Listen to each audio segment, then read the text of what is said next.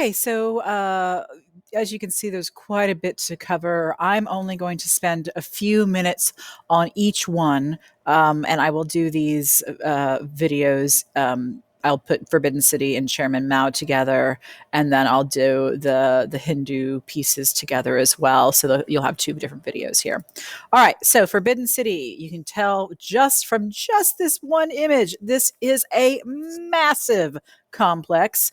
It is, you can see that it is surrounded by water as well. Okay, so you want to think about, okay, so what does the water help do? Obviously, it's going to be protective. We have a grand entryway. You might recognize this name, Tiananmen Square, back in the, oh gosh, when was it? Sometime in the 90s or late 80s, I can't remember, was the uprising there. So this particular gate is one that we're going to look at closely. We're also going to look at basically the two halves of the, and they're not precise halves, two halves of the Forbidden City. There's the inner court and there's the outer court, and then a few particular buildings within it. So, it is the world's largest palace complex. It's extremely important to Chinese history. I'm not going to read all this to you because you have the presentation available to you. Many emperors. The last emperor who was there was Emperor Puyi, who was expelled in 1925. So pretty, in the course of things, pretty recently. So it's now a museum, and it's one of the most important cultural sites in China, which has, as you can tell, has an extremely long history. It's the most visited site in the People's Republic of China now. I have here a link to a Google map, right? So if you scoot in to the Palace Museum, you can move your way. Oh, wait, actually, I didn't do that right. Sorry. If you scoot in closer, actually, that's what I want to do. Put the person there. And I recommend that you do this. You can, that's not right. There's no way that's correct. I put that in the wrong place. Anyway, you can figure it out. I would recommend spending a little bit of time going around the palace complex. Why is that not picking up? Interesting. Maybe I have to do it here. Okay. If you can make it work, which doesn't seem to be working very well. Anyway, you get some beautiful views of China and some majestic mountain areas. So never mind. If you can make it work, wonderful. Let me go back here. All right. So when we think about Forbidden City, we want to think about the emperor and the fact that the emperor is divine, understood to be the son of a supreme deity who lives on the North Star. You want to think about the importance of the North Star and what we associate the North Star with. And it was a seat of both government as well as the most sacred place in the world at the time, okay, for the Chinese. Context, we know that Mongols invaded China around 13th century CE, and they ruled to about the mid 14th century. Their capital was in the north, as known as Beijing. I'm sure you've heard of it. Most major Chinese cultural centers were south. So what that meant was there was a separation between culture and politics, where prior to that, they'd always been joined together in the imperial courts. But then the Mongols get out and the Ming come in, and Beijing becomes the hotspot again. We know it's a rectangular city. It's a grid. It's developed on a grid, and we see that grid pattern, not super rigidly, but we see that grid pattern reflected on the inside of Forbidden City. The palace is on the north part. We have red walls and yellow glazed roof tiles. The yellow is a color associated with the emperor. The yellow roof tiles are going to be reserved for buildings that the emperor would be in at any point. There's lots of symmetry, very symmetrical, right? So, and that is representative of the order that the Ming emperor brings, right, to the world. Highly restricted access to the inner compound. And there's a lot of focus on rituals of the court. So lots of rituals of the court. It's where the head of the government is, you know, center of culture, et cetera, et cetera. You should be thinking probably of, to a certain degree, probably Versailles. Okay. You should read this yourself. I'm not going to read it.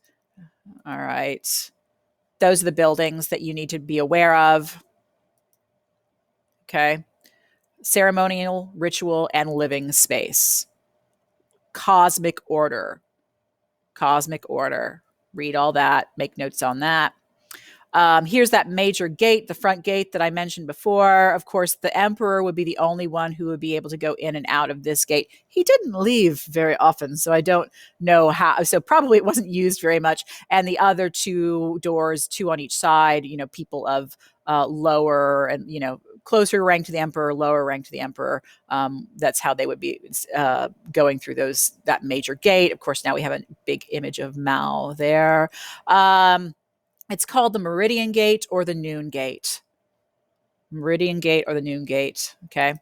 And it leads to this large building, the Hall of Supreme Harmony, right? It's the throne room. It's basically in the center, right? It's on the Imperial Way. I'm not going to read all this. You need to take notes on yourself. Images of this Hall of Supreme Harmony. Read about the dragons. The Emperor represents the North Star. You should have been thinking about that. So North Star and the Emperor. What do we think about when we think about the North Star? Why would that be associated with the Emperor? You know, use your brain. You can figure it out. Dragons, right? Yellow is the color of Earth. Read this information about yellow and its importance. The dragon would be also representative of the emperor's omnipotence and imperial authority, which is why you see so many dragons. We have this wonderful wall of dragons with this beautiful dragon, yellow dragon in the middle. Wow, that's gorgeous. Look at that. Holy cow.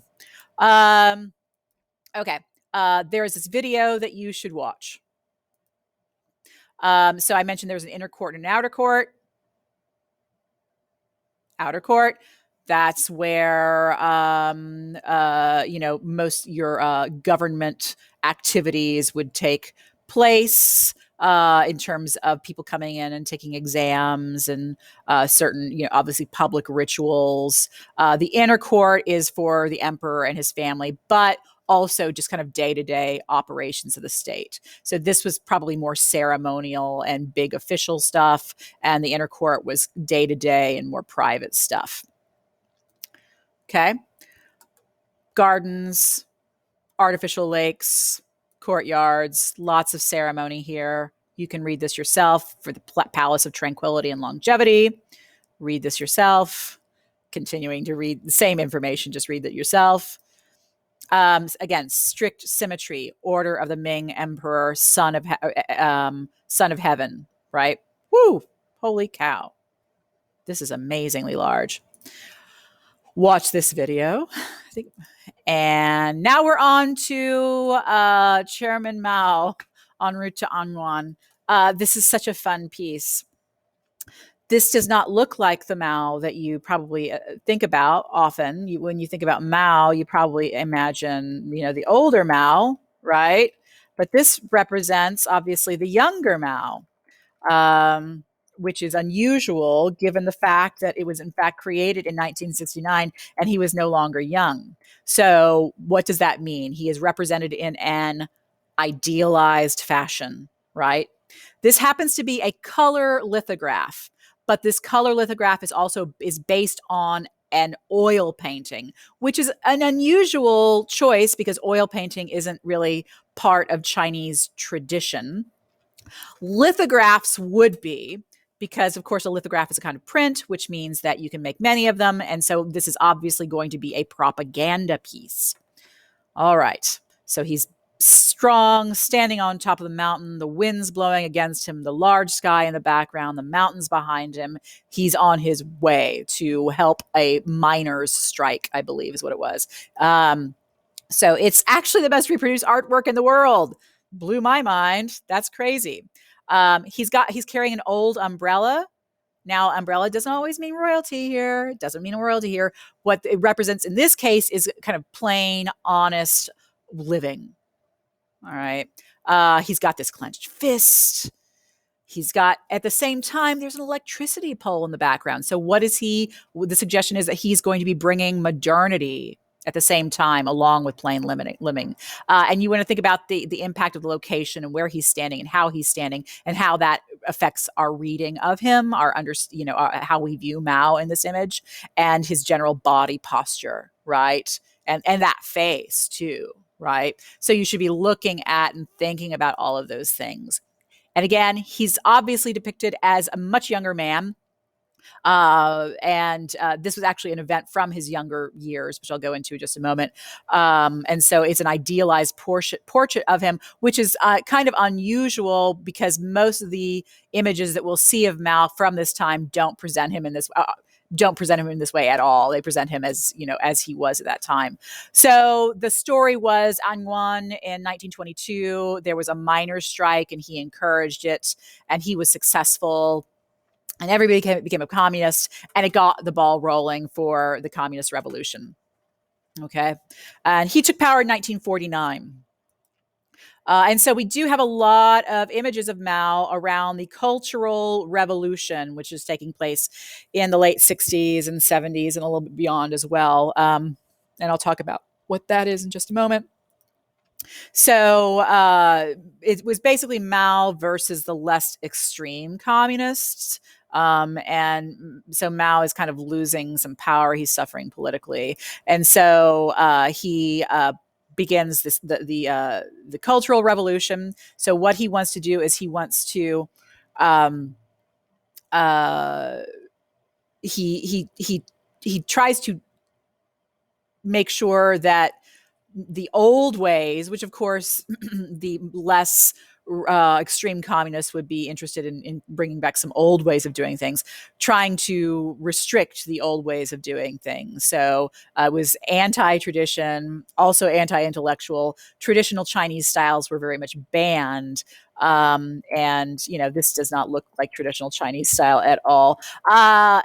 So and in fact, the painting on which this lithograph was created, oil paint, that's certainly not a traditional Chinese medium, right? Okay. So essentially, this image gives Mao sole credit for the communist revolution. I mentioned that already. Okay, so that is Mao. There's a lot that you can talk about in terms of the visual information, its relation to meaning. I would encourage you to spend time on that and think about other images. I would think about thinking about comparing this to Tamatiwaka Nene. That would be an interesting comparison. I think there's a lot to do. You could do a lot with those two images, Tamatiwaka. And then you want to think about the other Chinese propaganda, or excuse me, communist propaganda piece, which of course was results from the illustration from the results of the first 5-year plan. You want to think about that as well. So put those together. All right. There'll be another video for the Hindu works. Thank you.